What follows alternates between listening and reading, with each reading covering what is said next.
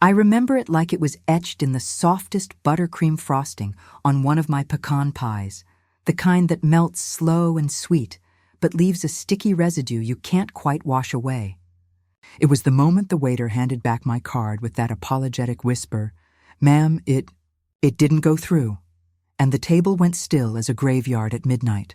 Veronica's perfectly arched eyebrow lifted just a fraction, her lips curving into what she probably thought was sympathy, but looked more like the smirk of a cat eyeing a cornered mouse.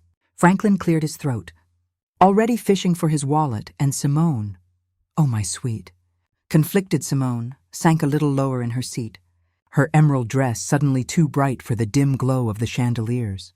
Marcus, my boy, reached for my hand under the table, his grip tight with that fierce protectiveness I'd seen in him since he was knee-high, standing between me and the schoolyard bullies who teased him for our patched-up clothes. But in that heartbeat, as the weight of their eyes settled on me like a judgment from on high, I felt it all crash in, the years of silence, the hidden strength coiled tight in my chest, the fire I'd banked low for too long. And I knew right then that the poor widow they'd pitied all evening was about to rise up and show them what real wealth looked like, not in dollars, but in the unyielding spine of a woman who'd baked her way through hell and come out smelling like victory. Oh, darlings, pull up a chair. Pour yourself a cup of chamomile if the night's too heavy, because this tale's got layers deeper than my grandma's 7-layer cake, the one that took all day to assemble and left the kitchen dusted in sugar like fresh snow. I'm May, your Auntie May if you'll have me, 62 years young, with laugh lines carved from joy and a few worry wrinkles from the storms life insists on sending. I've spun yarns on this channel for folks just like you. Mamas in the Midwest, wrangling toddlers and mortgages. Grandmas in the South nursing secrets over sweet tea. Women who've stared down the mirror after a long day and wondered if their light's gone dim. And tonight, I'm unraveling one of mine. A story of family. Of facades cracking like eggshells under a rolling pin. Of the sweet sting of revenge served not cold, but warm as fresh-baked bread, straight from the heart. It's about the night I let my daughter-in-law's highfalutin folks treat me like yesterday's crumbs, all because I showed up looking like I'd shopped the clearance rack at the Walmart down the holler. What happened next?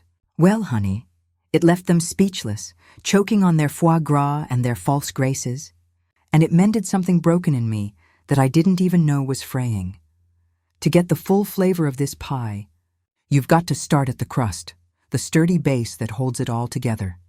Picture me as a girl in that ramshackle house off Highway 78 in Alabama, where the red clay stuck to your shoes like guilt, and the summers hummed with cicadas singing gospel in the pines. Born Marietta James, but everyone trimmed it to May quick as clipping a coupon, 'cause who has time for extra syllables when supper's on the line? I was the big sister to 5 wild ones, 2 brothers who chased trouble like it was recess, and 3 sisters who dreamed big while braiding each other's hair by lantern light. Mama was a force, small as a wren but tough as hickory, with hands calloused from scrubbing floors at the big house up the hill, and a voice that could hush a storm with a hymn. "May girl," she'd say, flouring the butcher block for biscuits, "life ain't about the fillin', it's the risin'. You put in the work, add a pinch of faith, and watch how it swells." Daddy fixed anything with an engine, from rusted Ford pickups to the neighbor's wheezing washing machine, trading sweat for a sack of potatoes or a jar of moonshine when cash was scarcer than rain in July. We weren't poor in the soul-starved way some are. No empty bellies on Christmas, thanks to Mama's garden bursting with collards and okra, or Daddy's side gigs keeping the lights flickering. But money? It was a visitor, not a resident, slipping through our fingers like sand from a creek bed. I learned early that value wasn't in velvet purses or shiny cars. It was in the way Mama's eyes lit when we all squeezed around that scarred oak table, passing the cornbread and trading tales of the day. Stories were our currency, ghost yarns that raised gooseflesh on August nights, tall tales of Daddy's fishing exploits where catfish grew to whale size, and Mama's quiet wisdom wrapped in proverbs like, "A soft answer turns away wrath, but a hot tongue stirs the pot." Those evenings shaped me, darlings, teaching me that a full heart feeds more than a full plate ever could. High school was a blur of algebra I aced but couldn't afford college for. So I waitressed at the diner on the edge of town, Dixie's, where the coffee was strong as regret and the tips were fatter on Fridays when the mill workers cashed checks. That's where Harold Ellis wandered in one drizzly October evening, his mill-dust cap pulled low over eyes the color of storm clouds, ordering black coffee and a slice of my cherry pie like it was the Last Supper. He was 23, broad-shouldered from hauling cotton bales, with a laugh that rumbled like thunder over the Chattahoochee and hands that knew how to hold gentle. "Miss," he said, fork pausing mid-bite, "this pie don't just taste good, it tells a story." "What's yours?" Bold as brass, that one. I blushed clear to my roots, but I told him about the orchard behind our house where the cherries grew tart and stubborn, about Mama's secret to the flaky crust, a splash of vinegar. Shh, don't tell. By closing time, he'd walked me home under his jacket, rain pattering soft, and proposed 6 months later on bended knee by the riverbank, a tin ring from the 5 and dime that shone brighter than any diamond. We married in the little white church on Elm, Mama weeping joyful into her hanky, Daddy clapping Harold on the back like he'd just landed the biggest base of the season. Life unfolded sweet in a shotgun rental in Anniston, where the rent was $45 a month, and love made up the difference. Harold worked the mill, 12-hour shifts spinning thread from dawn till the stars wheeled out, coming home bone-tired but whistling, scooping me up for a twirl that left me dizzy with giggles. I kept books for a seamstress downtown, my nimble fingers tallying yards of calico and lace, dreaming of the day we'd trade up to a place with a yard for swing sets and rose bushes.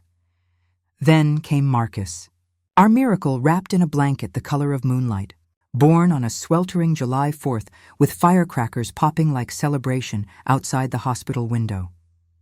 He had Harold's dimples, deep as wishes, and my curl that no comb could tame, wailing his first hello like he owned the world already. Fatherhood softened Harold's edges. He'd rock that boy for hours, humming Shenandoah off-key, while I stitched tiny overalls from flour sacks, our home echoing with the music of us three. We weren't rolling in riches, groceries stretched thin some weeks, vacations a picnic by the lake with bologna sandwiches, but oh, the wealth in those days. Mornings with Marcus's chubby fists clutching my apron strings as I fried eggs, evenings with Harold's arm heavy round my shoulders, watching fireflies dance like living stars. "May," he'd murmur into my hair, "we got the jackpot. Don't need no lottery, but fate, that cruel baker, has a way of scorching the loaf just when it's golden." The mill announced closures one gray November. Automation, they called it. Machines stealing jobs like thieves in the night. Harold took it stoic, picking up welding gigs at the auto shop, but the strain-etched lines round his eyes turned his laugh to a shadow. I picked up extra shifts at Dixie's, feet aching in sensible shoes, smiling through grease-spattered orders while worry gnawed like termites in the floorboards. Marcus was 5 then, all questions and energy, drawing pictures of us as superheroes. Daddy with a cape made of overalls, Mama wielding a rolling pin like Excalibur. We'd hide the hard days from him, tucking him in with tales of adventure. But children see through veils thin as onion skin. It hit Harold on a Tuesday. Ordinary as dishwater, chest seizing like a vice mid-shift, collapsing amid the clang of tools. The ambulance wail still haunts my dreams, red lights flashing accusatory against the rain-slick streets. Doctors said massive coronary, too sudden for saving, his heart giving out like an overworked engine. I was 38, a widow in a world that pities but don't provide, holding Marcus's hand at the graveside as clods of earth thumped hollow on the pine box. The church ladies brought casseroles that congealed uneaten. Neighbors murmured, "If there's anything." But the bills came relentless. Funeral, mortgage, the boy's braces he needed like yesterday. Nights, I'd lie awake in our empty bed, the space beside me cold as accusation, whispering prayers to a God who seemed to have turned his back. Why, Lord, we were just getting started. Grief is a thief, darlings, stealing breath and time, but it couldn't rob me of that boy. Marcus became my anchor, his small hand in mine as we navigated the fog. I sold Harold's tools to a collector, wrenches still warm with his grip, for enough to keep the roof over us, then threw myself into waitressing doubles, exhaustion a constant companion like an unwanted guest. But in the quiet hours, when the diner closed and the moon hung low, I'd bake.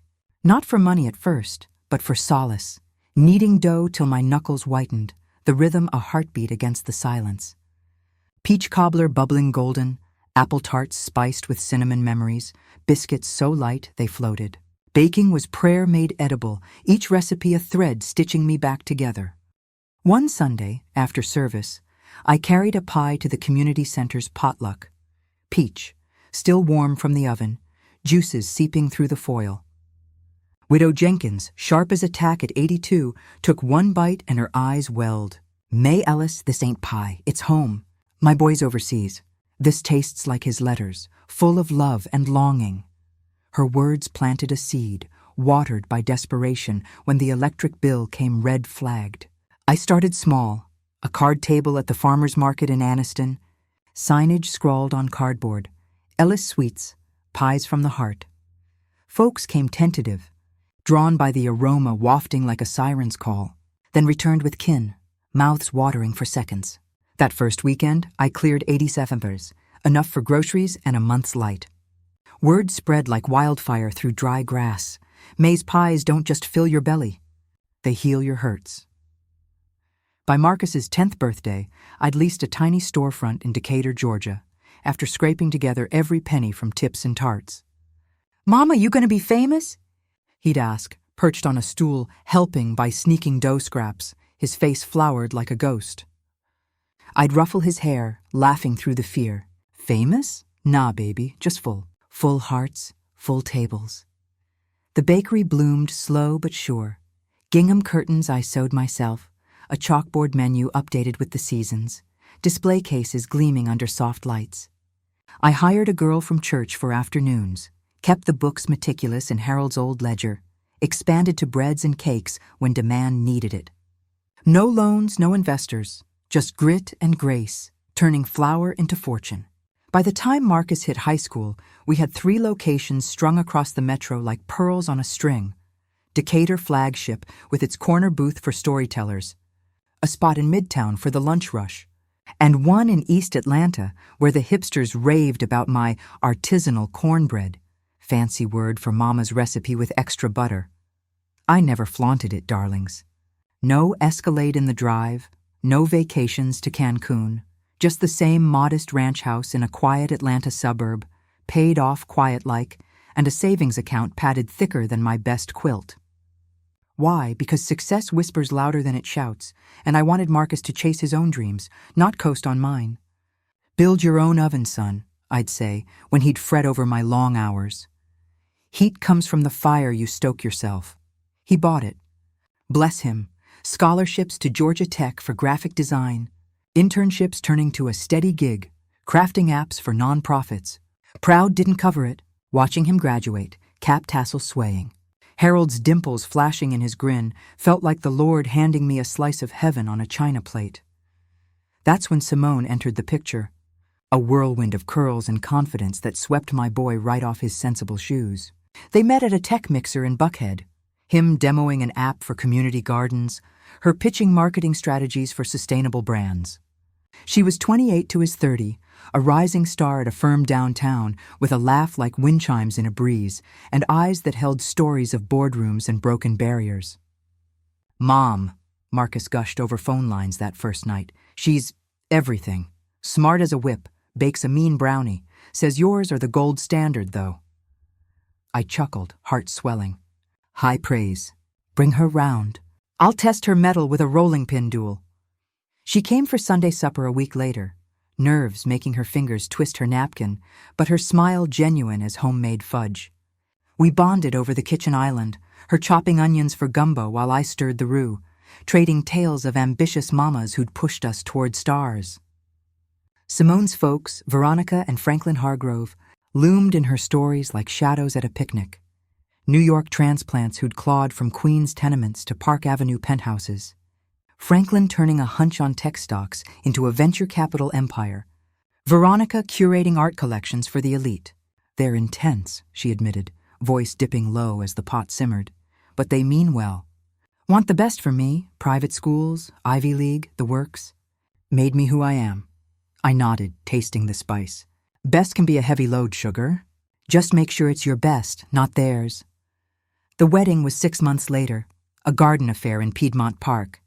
Spring blooms bursting like confetti. Marcus in a tux that made him look like his daddy's echo. Simone radiant in lace that whispered against the grass. I baked the cake myself. 4 tiers of lemon chiffon with buttercream roses, delicate as their vows. Veronica air-kissed my cheeks, her perfume cloying as overripe fruit, murmuring, "Lovely touch, May. So rustic." Rustic. The word prickled, but I smiled, chalking it to city polish clashing with my southern simplicity. Franklin clapped Marcus on the back, booming about, "Family now, stability's key, son. Stability." Like my boy was a startup needing funding, the first cracks showed subtle, like fault lines in fine china. Holiday cards from the Hargroves arrived, with checks tucked inside, "For incidentals, dear," that I returned polite but firm. "We're blessed, thanks." Phone calls from Veronica. Probing casual. Marcus's salary covering the rent? We could co-sign a mortgage, as if our cozy bungalow was a slum. Simone bridged it smooth, her hugs tight when she'd visit alone, helping frost cupcakes while venting. They're just worried. Daddy lost everything in '08. Mama's gala crowd judges by zip codes. But Marcus? He's their dream, solid, kind. Not like the trust funders they warned me about. I let it simmer. Darlings, because love's a blindfold we tie willing. And Marcus glowed like I'd never seen, building a life with her that echoed our best days. But when he called that rainy Tuesday 6 months post-vows, voice crackling with boyish thrill, "Mom, family dinner." Simone's folks flying in, they want to meet you proper. Le Cirque, downtown, fancy Italian, white tablecloths and all. "Friday night, please?" Something in my gut twisted, sharp as a paring knife through rind. Meet proper, like the wedding reception's quick hello hadn't sufficed. Or like they needed to size up the southern relic, marrying their golden girl to their boy. I paced my kitchen that afternoon, rain lashing the window panes like accusatory fingers, phone clutched like a lifeline. The house was quiet, too quiet since the nest emptied, just echoes of Marcus's footsteps on the creaky stairs, the ghost of Harold's coffee mug on the sideboard. At 62, I was trim from market walks and kneading, silver threading my bun like sugar strands. But the mirror showed a woman who'd earned every line. Crow's feet from squinting at recipes in dim light, laugh lines from too many shared jokes, a faint scar on my chin from a tumbling toddler. Successful? In whispers, yes. 5 bakeries now. A quiet chain supplying hotels from Savannah to Chattanooga, revenue ticking 7 figures without fanfare. But to the world? Still May Ellis, widow baker, content in her canvas apron and sensible flats? That twist in my gut? It was Mama's voice, clear as a bell. "Test the waters before you swim. Girl." I'd heard the undercurrents in Simone's tales, the Hargroves world of country clubs and connections, where net worth was small talk and humility a faux pas. What if they saw me as baggage, a drag on their daughter's upward trajectory? Marcus deserved a mother who stood tall, not one shrinking in shadows. So I decided. I'd go as they expected. The frugal widow, thrift store chic, tote bag brimming with coupons like ammunition. No black card peeking, no tales of expansions to Charleston. Just May, plain and proud, to gauge their grace. If it was genuine, we'd bake bridges. If not, well, the oven's heat reveals the true measure of the dough. Friday dawned muggy, the kind of Atlanta heat that clings like regret, but my resolve was cool as unbaked pie shell. I chose the gray dress from the church rummage, knee-length, collar-high, hem whispering of better days, paired with flats scuffed from market halls. The canvas tote? Stuffed with wallet thin as promises, 5s and 1s, a declined debit for effect. Keys on a rabbit's foot fob, Harold swore brought luck, and a lipstick the color of faded roses. No jewelry save my wedding band, polished nightly like a talisman. In the mirror, I looked every inch the struggling matriarch, hair in a loose chignon, face bare save a swipe of balm, eyes holding the steel of survival. "For you, Harold," I murmured, tracing his photo on the mantel, him grinning in his mill cap, forever young. For our boy. Then out the door, Chevy humming faithful to the valet lot downtown. Le Cirque was a dream in brick and brass, doors swinging to a foyer scented with rosemary and wealth. Hostess in pearls ushering me to the corner booth where Marcus waited, tie loosened, face alight. "Mom, traffic beastly!" He enveloped me in that bear hug, cedar cologne mingling with the breadbasket's warmth.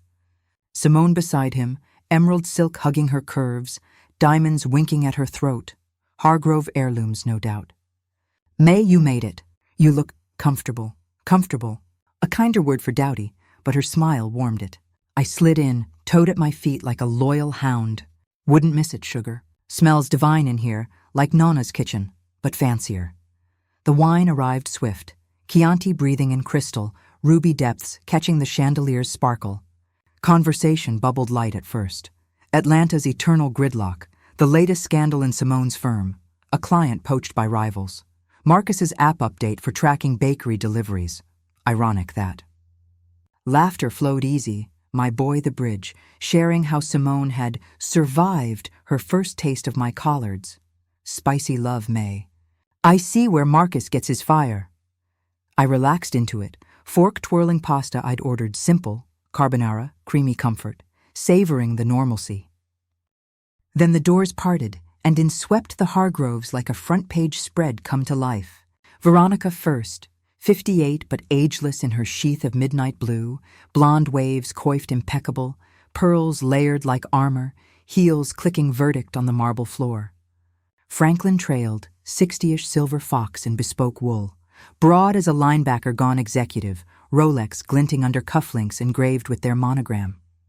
Air kisses all around, Veronica's cheeks cool as marble against mine, her May darling at last.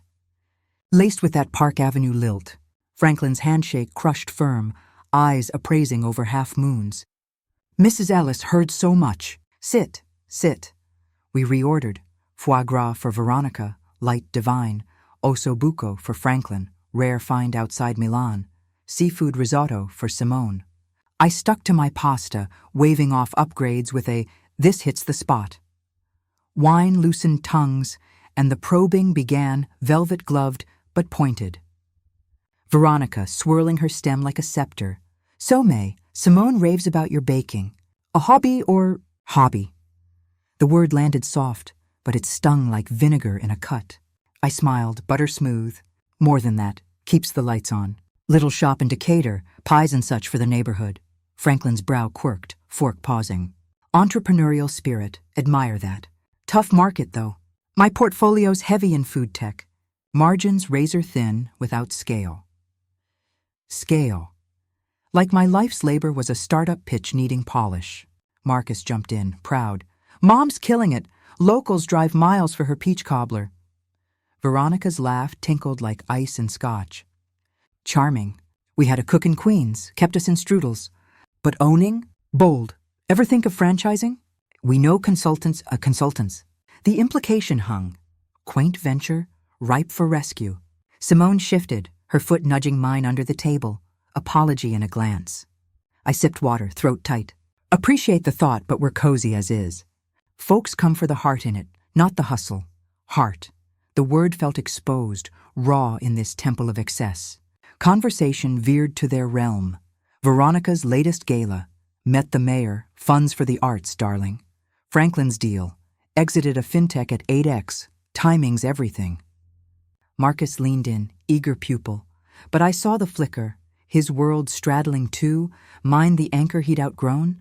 Appetizers cleared, mains steaming opulent. My pasta humble beside their bone marrow extravagance. The barb sharpened, disguised as banter. Veronica dabbing lips pearl pink. Widowhood suits you, May, such poise. Harold, was it? Mill worker. Steady man, steady. Patronizing, painting him and me as relics. Steady as they come, I replied, voice even. Taught Marcus the value of a day's work. Fishing Sundays, hands-on lessons. Franklin chuckled, rich as the sauce on his plate. Blue-collar roots, respect. Gave me my edge before Wharton. But post-loss, no remarriage? Opportunities abound for a woman of substance. Substance. The pause spoke volumes, dowdy, unadorned, unupgraded. Heat rose in my cheeks, not from wine, but wrath banked low. Simone flushed, interjecting, "Daddy, May's independent, runs circles around us." But Veronica pressed, gentle vice. "Oh, honey, just mothering." Loneliness creeps, doesn't it? Our circle in the Hamptons, widowers galore, secure. I could connect you. Connect. Like networking a stray into a kennel. I excused myself, legs wooden to the powder room, marble vanity cold under trembling palms. Reflection stared back. The poor mask, cracking, eyes stormy. "Breathe, May," I whispered, splashing water cool as resolve. "They're measuring threads, not souls. Let 'em." Back at table, desserts tempted. Tiramisu towers, sorbets shimmering jewel-toned. Veronica insisted, "Indulge, May. Life's for savoring." Indulge. As if my thrift was tragedy, not triumph. I demurred. Sweet enough company. But inside, the fracture widened. Every quaint, steady, connect replaying like a bitter refrain. The folder arrived discreet, check veiled in elegance. Franklin reached, but Veronica's eyes sparkled mischief. "May, your treat? Simone says you're the generous sort." "Generous," Bates snapped taut. Marcus protested. "Mom, let me—" But I waved, delving tote for the slim wallet, heart thundering. "My pleasure, y'all." Waiter took it, table tense as a bowstring. "Return, ma'am, insufficient funds." Gasps staged. Veronica's hand to throat, pearl strand quivering. Franklin's cough-masking mirth. Simone's wince deep. "Oh, May," Veronica cooed. "No matter, we'll cover. Happens. Happens." Charity's sting, salt in the wound they'd salted all eve. Marcus's grip crushed mine, fury flashing. Enough. The dam burst, not in sobs but steel. "Actually," I said, voice clear as a dinner bell, "let me square this right. Tote unzipped not for pity, but power. A black titanium gleam sliding across linen. Amex Centurion. The ghost card of the elite, invitation forged, benefits boundless.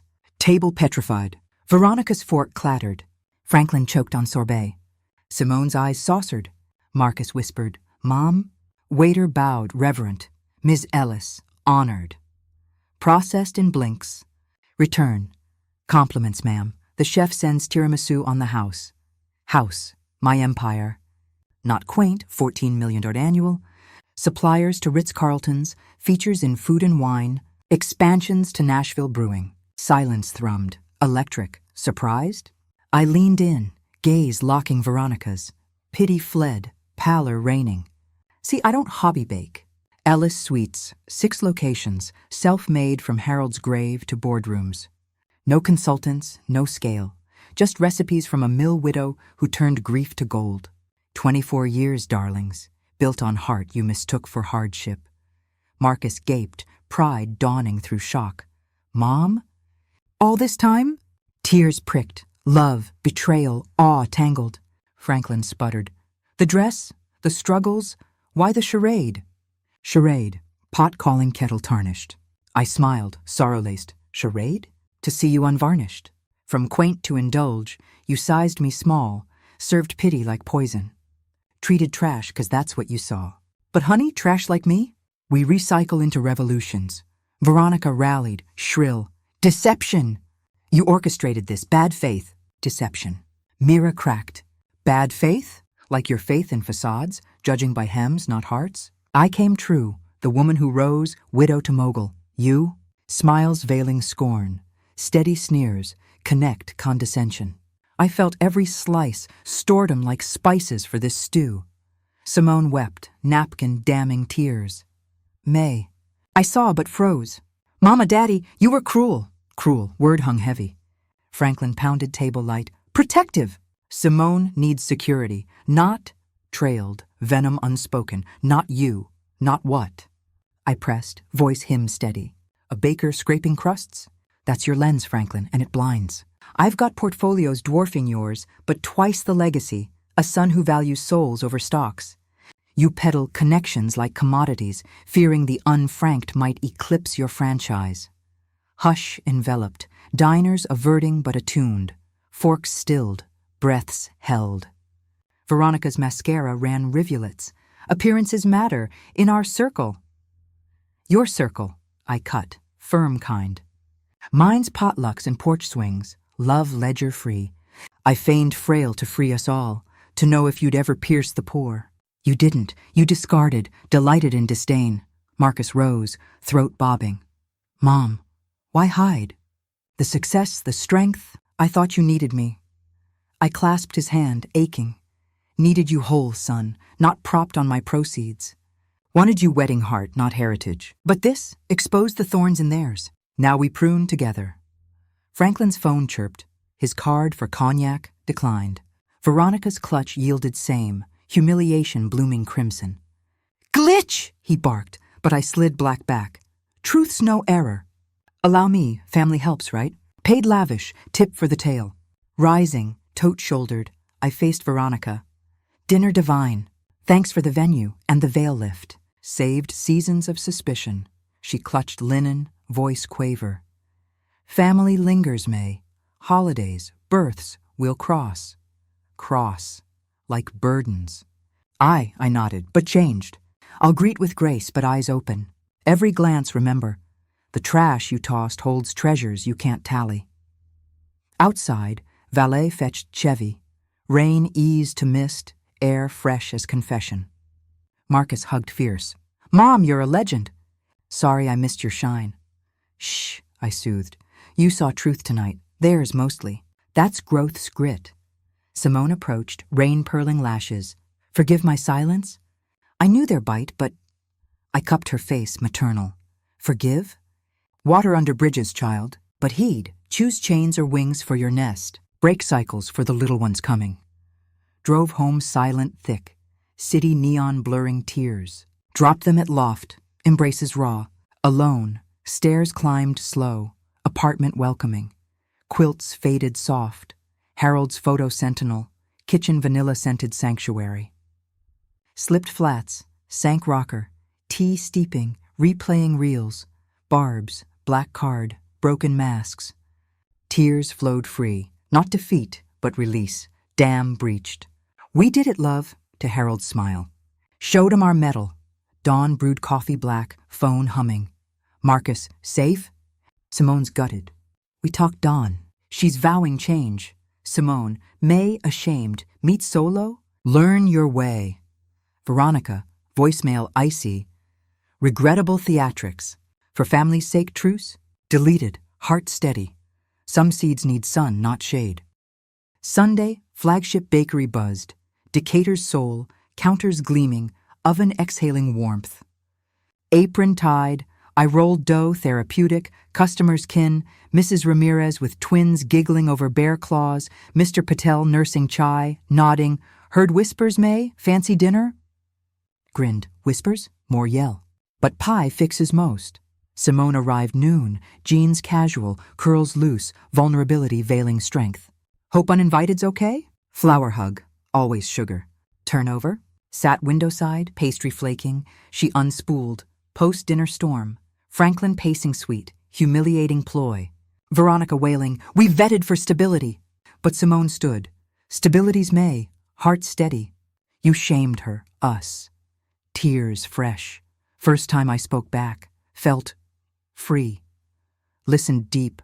Her girlhood gilded caged. Veronica's lessons in labels. Franklin's investments in image.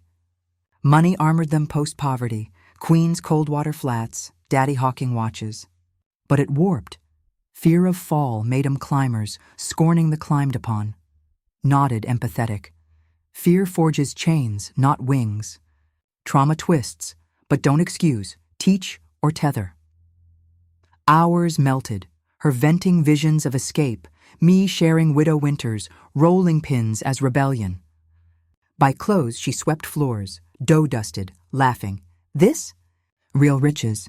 Teach me, May. Live light, love loud. Can't teach, child. Live it.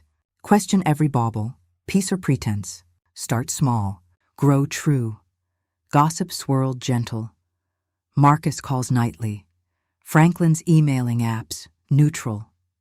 Veronica sent orchids. Rethink note. returned with recipe card. Peace? Start with humility pie. Weeks wove boundaries firm soft, no unsolicited advice, holidays neutral ground.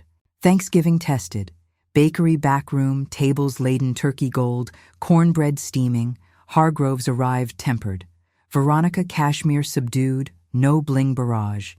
Franklin tales of Nonna's pasta, not portfolios. Toasts tentative. To bridges, Franklin ventured, glass raised. Over pie, Veronica cornered soft. May, that night I projected. My climbs, my fears. Wronged you. Hand squeeze. We all climb crooked sometimes. Straighten with steps, not stairs. No fanfare, just thaw, one bite tender. Spring bloomed announcement. Simone's pregnancy, ultrasound wand revealing miracle. Joy cascaded, hugs heap, tears joyful. Eliza May arrived autumnal, dimples duplicating heralds, curls coiling wild. Rocked her nights, lullabies low, hush little baker, dream your rise. Bakery hummed seventh sight, quiet conquest. Veronica evolved tentative, folding ravioli visits, querying heart over hustle. Franklin mentored Marcus, ego eased. Not seamless, but stitching, scars silvering. Me, scarred stronger, light unhidden. That Eve taught, masks chafe, truth tans. Don't dim for doubters. Bake bold, love boundless. Family? Messy meringue, but worth the whip. Life's oven, friends. Preheat with purpose, fill with forgiveness. Your poor phase? Just proofing for power. If this story touched your heart, don't forget to subscribe for more powerful stories like this.